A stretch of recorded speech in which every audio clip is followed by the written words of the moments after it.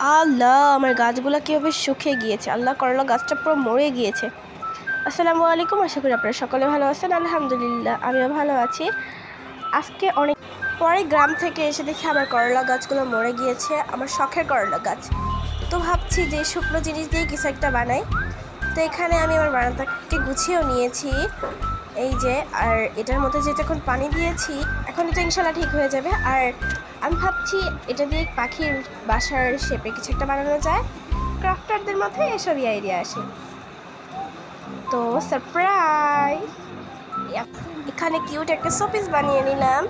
তো বানাতে বানাতে প্রায় সন্ধ্যা হয়ে গিয়েছে। আর এইতে কিউট লাইটটার জন্য অনেক সুন্দর লাগছে আমার শোপিসটা। এটা আমি শোকেসে সাজিয়েও রেখেছি। আমার এই কিউট পাখির শোপিসটা কেমন হয়েছে আপনারা অবশ্যই কমেন্টে জানাবেন। আশা করি আপনাদের কাছে এই শোপিসটা ভালো লেগেছে। আল্লাহ হাফেজ।